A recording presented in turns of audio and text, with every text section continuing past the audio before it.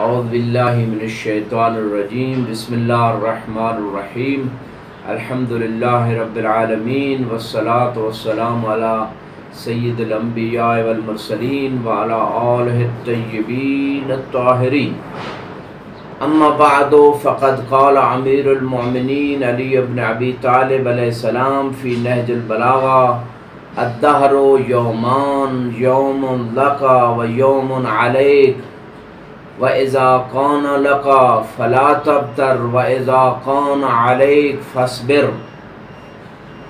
امام علیہ السلام يريد أن يبين لنا طريقين للنجاح في الدنيا والآخرة، لأن الإنسان غالبا إما الجو يكون مناسبا له، الظرف الذي يعيش فيه يكون موفقا فيه،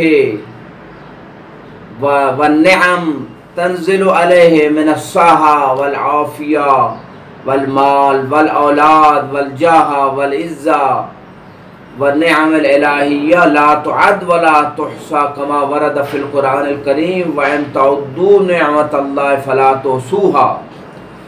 فالإنسان الذي يعيش في النعم فإمام علیہ السلام يريد أن يقول في هذه النعم شكر النعم أن لا تبتر، يعني لا تتكبر، والتكبر خروج عن طاعة الله، وبالشكر تدوم النعمة لئن شكرتم لأزيدنكم. فالإنسان الذي يريد أن يكون متقربا إلى الله ويكون ناجحا في الدنيا والآخرة عليه أن يستعمل هذا الظرف الجيد المناسب في طاعة الله ولا يتكبر على الله سبحانه وتعالى. وأقل تكبر موجب للدخول في النار كما ورد في بعض الروايات. فعليه في هذا الظرف المناسب يستفيد من حيث الدنيا والآخرة كما يريد الله سبحانه وتعالى. وكذلك إذا وصل الظرف إلى الضيق والعسر من حيث الصحة والمال وغير ذلك من الأمور فعليه أن يصبر.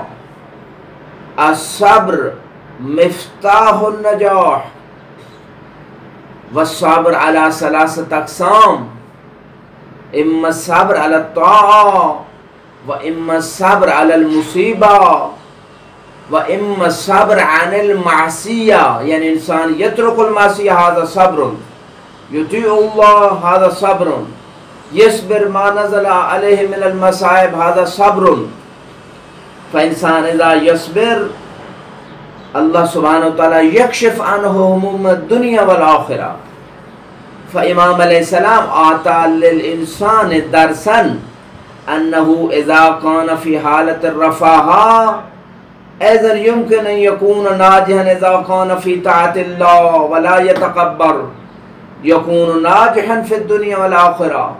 وإذا كان في المصيبة أيضا يمكن أن يكون ناجحا من حيث الدنيا والآخرة إذا يصبر. ونسأل الله التوفيق، وآخر دعوانا أن الحمد لله رب العالمين.